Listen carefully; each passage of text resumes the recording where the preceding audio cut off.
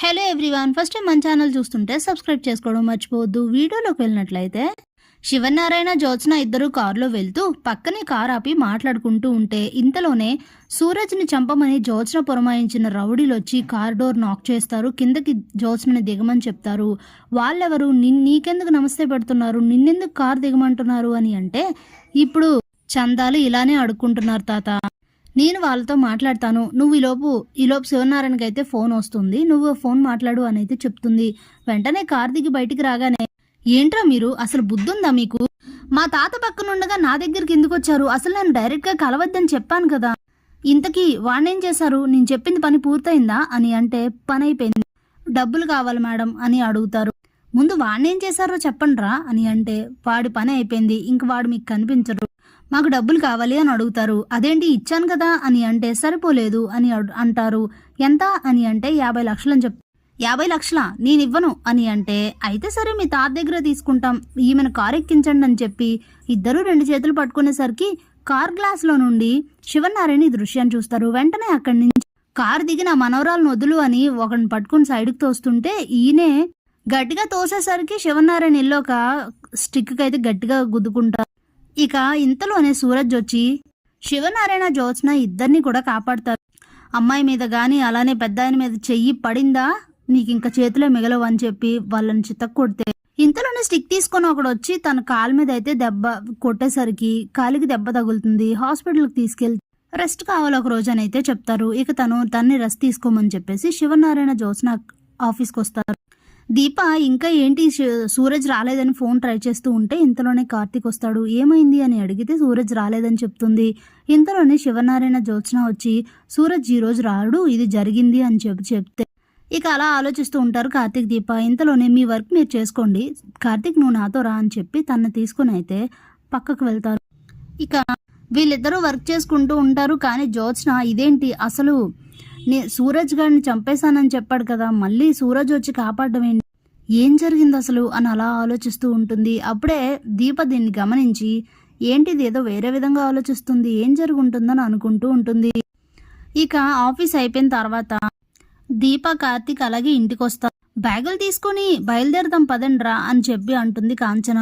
అప్పుడే హాల్లో కూర్చున్న కార్తీక్ అయితే, లేదు అమ్మా ఇప్పుడు మనం అక్కడికి వెళ్ళడానికి కుదరదు అని అంటాడు. ఏమైంది అని అంటే, దీపకి ఒంట్లో బాలేదు, కొంచెం తను నలతగా ఉంది, అలాగే ఫేవరిష్ గా ఉంది, వాంతులు అవుతున్నాయి, ఇలాంటి పరిస్థితుల్లో అక్కడికి వెళ్తే నా అగ్రిమెంట్ క్యాన్సిల్ అవ్వలేదు కాబట్టి నేను మళ్ళీ ఇక్కడికి వచ్చేస్తాను, నేను లేని టైంలో తను చూసుకోవడం నీకు కొంచెం ఇబ్బంది కదమ్మా, అసలే పెద్దమ్మ కూడా ఊర్లో లేదు కదా అని అవునా అని అంటుంది కాంచన. ఇంతలోనే సుమిత్ర వచ్చి, అంత కష్టపడి అక్కడికి వెళ్ళిపోవాల్సిన అవసరం ఏం లేదు, తనకి తగ్గి నార్మల్ అయ్యేంత వరకు ఇక్కడే ఉండండి అని అయితే అంటుంది.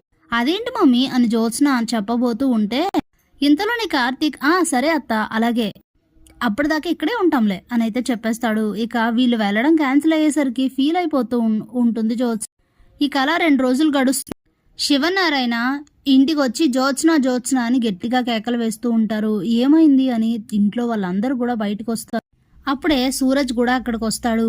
ఏమైంది తాత అని అడుగుతుంది జ్యోత్స్న. మొన్న నువ్వు దీపక్ సారీ చెప్పినప్పుడు నీ ప్రవర్తనలో మార్పు వచ్చింది అనుకున్నాను, కానీ నువ్వు ఇదంతా నాటకం ఆడుతున్నావని నాకు అర్థమైంది, కావాలనే చేసిన తప్పులకు సారీ చెప్పినట్లుగా చేస్తూ అవతల చెయ్యాల్సిన అన్ని పనులు చేస్తూ, నిన్ను అసలు ఏమనాలి, నువ్వు మనిషివా లేదంటే ఇంకేమైనానా అని అయితే చాలా కోపంగా గర్జిస్తా. ఏమైంది నానా అని అడుగుతాడు దసరా. ఇంకేం కావాలి, సూరజ్ వల్లనే జ్యోత్స్న దీప రెస్టారెంట్ లో చేసిన తప్పు బయటపడిందని సూరజ్ ని చంపాలనుకుంది జ్యోత్స్న అని అయితే అంటాడు. ఒక్కసారిగా స్టన్ అయిపోతారు అందరూ. ఏంటి మావయ్య మీరు చెప్పేది అని అడుగుతుంది సుమిత్ర. అవునమ్మా, మొన్న మేము వెళ్తున్నప్పుడు ముగ్గురు రౌడీలు మమ్మల్ని ఆపితే జ్యోత్స్న సూరజ్ వాళ్ళని కొట్టాడని చెప్పాను, అది ఎందుకు అనుకున్నావు, వాళ్ళతో సూరజ్ ని చంపాలనుకుంటే జ్యోత్స్న వాళ్ళు అడిగిన డబ్బులు ఇవ్వలేదని అలా చేశారు, సీసీ క్యామ్ ఫుటేజ్ లో వాళ్ళని చూసి వాళ్ళతో ఎంక్వైరీ చేయించి పట్టుకొని లాఠీతో 4 బాత్తే వాళ్ళే చెప్పారు ఇదంతా జరిగింది మీ జ్యోత్స్న వల్లనే అని అనేసరికి, దొంగ వెధవలు నా పేరు చెప్పేశారు, ఇప్పుడు నేను ఎలా తప్పించుకోవాలని ఆలోచిస్తూ ఉంటుంది జ్యోత్స్న. అప్పుడే కార్తీక్, ఏంటి ఎలా తప్పించుకోవాలని ఆలోచిస్తున్నావా, అసలు ఇలాంటి పనులు చేయడానికి నీకు మనసు ఎలా వస్తుంది, ఎంత జరిగినా మళ్ళీ ఆ రౌడీల నుంచి నిన్ను తాతని కాపాడింది వాళ్ళే కదా, సూరజే కదా, కనీస ఇంగిత జ్ఞానం కూడా లేదా నీకు, అని అయితే తిడతాడు. ఎందుకురా తనని తిడతావు? తనని తిడితే మనం పెంచుకునే బీపీ వేస్ట్ తప్ప దానికి ఈ జన్మకు బుద్ధి రాదు. మొన్నదంతా చూసి నా కూతురు మారిపోయిందని తెగ పొంగిపోయాను. అనవసరంగా దీని ప్రవర్తనలో ఎప్పటికీ మార్పు రాదు అని సుమిత్ర అయితే బాధపడుతూ ఉంటుంది. మరి ఇప్పుడు ఏం చేద్దాం తాత? ఇదంతా ఏంటి? ఎలా ఈ సమస్యను పరిష్కరించడం అని అయితే అంటాడు కార్తీక్. ఇంకేం చేస్తా, నేను ఏదైతే అనుకున్నానో అదే చేస్తాను అని అంటాడు. ఏంటది అని అడుగుతుంది పారిజాతం. జ్యోత్స్నకి సూరజ్కి పెళ్లి చేద్దాం అనేసరికి స్టన్ అయిపోతుంది జ్యోత్స్న. తాత అని అనేసరికి ఇంకొక మాట మాట్లాడినా మర్యాదగా ఉండదు నీకు. ఒక మంచి మనిషిని పట్టుకొని ఏవేవో కారణాలు చూపించి తనని చంపేయాలని చూస్తావు. నీ పొగరు దిగాలంటే సూరజ్ లాంటి వాడిని ఇచ్చి చేస్తేనే నువ్వు కరెక్ట్ గా ఉంటావు. ఇది వరకు జ్యోత్స్నలా మారిపోయి మంచిగా ఉండాలంటే నీకు సూరజ్జే కరెక్ట్. సూరజ్ మంచివాడు, మాకు కూడా బాగా నచ్చాడు. పైగా నేను తెలుసుకున్నది ఏంటంటే తన మనసులో కూడా నువ్వు ఉన్నావు కాబట్టి పెళ్లి చేస్తే హ్యాపీగా ఉంటావు. ఈ రోజు కాకపోతే ఒక సంవత్సరం తర్వాత అయినా అని అంటే నేను చస్తే చేసుకుని అంటుంది జ్యోత్స్న. అప్పుడే కార్తీక్ చేసుకుంటుందిలే తాత, మీరు కంగారు పడకండి, మీరు లోపలికి వెళ్ళండి అని చెప్పి అందరినీ పంపించేసి అప్పుడే కార్తీక్ జ్యోత్స్నని పక్కకు తీసుకొచ్చి మాట్లాడు. ఏంటి బావా అని కోపంగా అడుగుతుంది జ్యోత్స్న. చూడు జ్యోత్స్న, ఈ పెళ్లి చేసుకుంటే నీకు ఒక లాభం. అదేంటంటే కొంత ఆస్తి నీ పేరు మీదకి వస్తుంది. అలానే నువ్వనుకుంటున్నట్లు కాదు, సూరజ్ మంచివాడు, నీ లైఫ్ బాగుంటుంది, ఇప్పటికైనా నువ్వు సెటిల్ అవుతావు, హ్యాపీగా ఉంటావు అని అంటే నా హ్యాపీనెస్ నీతోనే అని అంటుంది. ఇక ఆ విషయాన్ని మర్చిపోకపోతే నిన్ను మనిషి అనరు. నేను చెప్పేది ఇంకా పూర్తి అవ్వలేదు. నువ్వు చచ్చినట్టు ఈ పెళ్లి చేసుకోవాలి. ఎందుకంటే నువ్వు గనక ఇప్పుడు సూరజ్తో ఈ పెళ్లికి గనక ఒప్పుకోకపోతే నువ్వు శివనారాయణ మనవరాలివి కాదు అని నేను ఇంట్లో బయట పెడతాను. అది కూడా సాక్ష్య ఆధారాలతో సహా. నువ్వు ఏమీ చెయ్యలేనట్లుగా నిన్ను లాక్ చేస్తాను. ఆ తర్వాత నీ ఇష్టం. అందుకే కళ్ళు మూసుకొని ఈ పెళ్లి చేసుకో, హ్యాపీగా ఉంటావు అని చెప్పేసి అక్కడి నుంచి వెళ్ళిపోతాడు కార్తీక్. ఇక మండిపడిపోతూ చాలా చాలా రగిలిపోతూ ఉంటుంది జ్యోత్స్న. ఏంటి వాడిని పెళ్లి చేసుకోవాలా? వాడినే కాదు, ఈ ప్రపంచంలో ఎవరిని పెళ్లి చేసుకోండి నిన్ను తప్ప.